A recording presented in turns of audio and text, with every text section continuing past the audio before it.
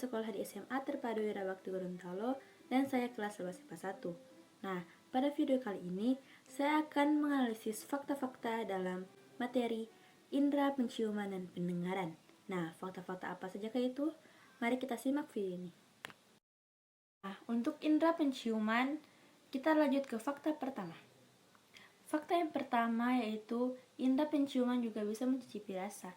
Indera penciuman manusia akan bekerja dengan olfactory cleft yang ditemukan di atap rongga hidung pada sebelah bagian otak yang berfungsi sebagai pencium.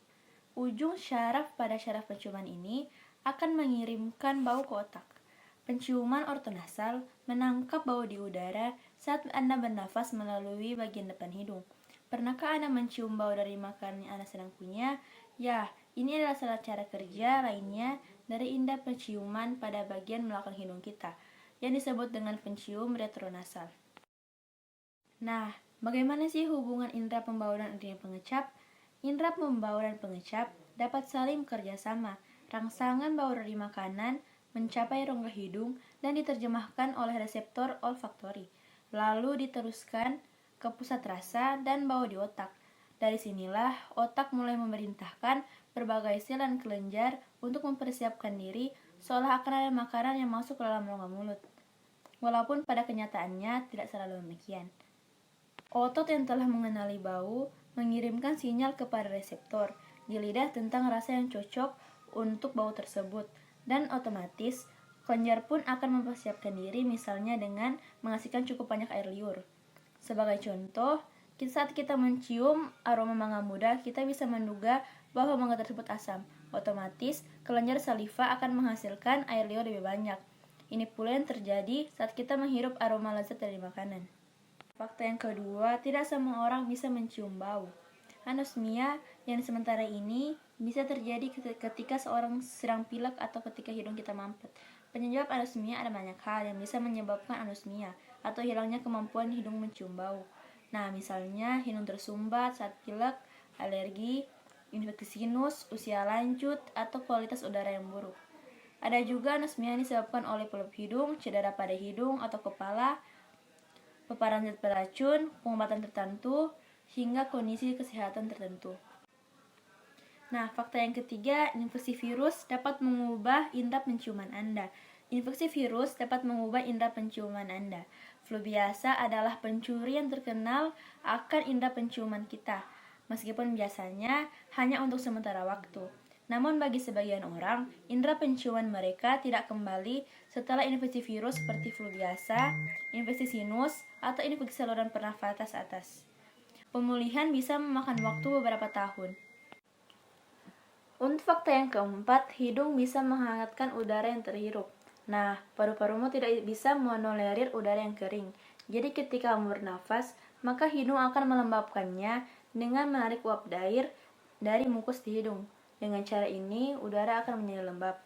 Nah, untuk fakta yang terakhir atau yang kelima, kamu tak bisa menikmati enaknya makanan tanpa hidung. Tanpa mencium aroma terlebih dahulu, ternyata kamu tak bisa menikmati makanan yang kamu konsumsi. Nah, itulah 5 fakta mengenai indera penciuman. Kita lanjut ke indera pendengaran. Nah, untuk fakta yang pertama, telinga bisa membersihkan diri sendiri. Pada dasarnya, telinga manusia telah memiliki cairan alami yang dapat membantu mencegah masuknya kotoran ke dalam telinga. Cairan dalam atau dalam istilah medis disebut dengan serumen, berfungsi untuk menangkap kotoran sekaligus membersihkan secara alami. Kotoran yang tertangkap serumen biasanya akan menggumpal, dan inilah yang biasanya kita bersihkan dengan cotton bud. Padahal, tanpa dibersihkan dengan cotton bud pun, kotoran tersebut akan keluar dan menguap sendiri. Teknik ini dinamakan self-cleansing. Yang kedua, menyeimbangkan tubuh. Di telinga dalam terdapat bagian berbentuk semi lingkaran yang berisi cairan dan sensor yang menyerupai rambut-rambut halus, dikenal sebagai kanalis semicircularis. Bagian inilah yang membantu menjaga keseimbangan. Di bagian ujung lingkaran tersebut terdapat organ bernama urticulus dan sulcus. Keduanya memiliki sel-sel rambut sensorik. Jika dilihat lebih dalam, sel-sel ini ada lagi bagian kecil bernama otokornia. Nah, inilah partikel yang sangat berperan dalam keseimbangan. Misalnya saat kita berpergian dengan kendaraan, maka kita akan merasa pusing jika tidak seimbang. Dan yang ketiga, tidak mendengar apapun saat tidur. Telinga ternyata bisa memiliki mekanisme alami yang sangat unik membuatnya tidak bisa mendengar suara apapun dalam fase tidur atau dalam non-REM, Rapid Eye Movement. Sementara itu, saat posisi tidur atau fase tidur, kita masih ada dalam fase REM. Maka, telinga kita masih bisa mendengar suara-suara yang cukup berisik, sehingga akan membuat kita terbangun. Di fase REM inilah, aktivitas otak kita sedang cukup tinggi, dan membuat kita bisa mengalami mimpi. Pemicu dari mimpi ini adalah bagian dari batang otak yang disebut sebagai potamus sendiri bertugas sebagai pengirim impuls saraf yang berada di antara sumsum tulang belakang dan juga otak. Nah, satu hal yang pasti, dengan adanya mekanisme alami dari telinga saat tidur ini, kita bisa mendapatkan tiduran nyenyak meskipun suara sekitar kita cukup berisik. Nah, fakta yang keempat, bisa tuli. Nah, mengapa? Mungkin kalian ketika mendengar suara terlalu keras, telinga kalian terasa tuli. Mengapa? Nah, karena suara yang terlalu keras dapat merusak sel rambut yang berfungsi menghantarkan getaran suara, sehingga menyebabkan tuli mendadak. Contohnya adalah suara ledakan atau letusan dari jarak dekat. Yang kedua, telinga tersumbat. Ini bisa disebabkan oleh karena kebiasaan mengorek telinga terlalu dalam, sehingga kotoran telinga justru terdorong masuk semakin dalam dan menutup ujung telinga. Kondisi ini dikenal dengan nama cerumen prop. Yang ketiga, cedera kepala. Cedera di kepala juga merupakan salah satu hal yang dapat memicu tuli mendadak. Cedera kepala biasanya terjadi akibat kecelakaan lalu lintas dan kecelakaan saat berolahraga. Kondisi ini dapat menyebabkan penderitanya mengalami gangguan dan fungsi otak yang mengatur pendengaran atau bahkan melukai organ dan tulang pendengaran.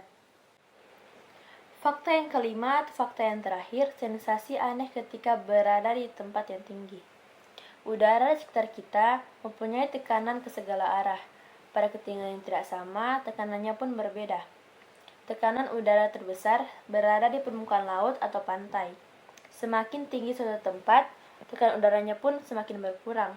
Pada waktu kita berada di tempat tinggi atau dataran tinggi atau waktu naik pesawat terbang, telinga kita mendapat tekanan udara yang kecil. Semakin lama di tempat itu, telinga kita akan menyesuaikan dengan tekanan udara yang rendah karena sudah menyesuaikan dengan tekanan udara rendah di tempat yang tinggi. Maka ketika turun dari tempat yang tinggi atau berada, kita sedikit agak merasakan ada yang tertekan karena tekanan udara di telinga lebih tinggi daripada tekanan udara di dalam telinga. Sekian dari saya mengenai pembahasan materi telinga dan hidung. Semoga video ini dapat bermanfaat dan tugas ini saya berikan kepada guru biologi saya, Pak Didi, untuk memenuhi tugas tentang materi telinga dan hidung. Mohon maaf apabila ada kesalahan kelebihannya. Wabillahi taufiq wal hidayah. Wassalamualaikum warahmatullahi wabarakatuh.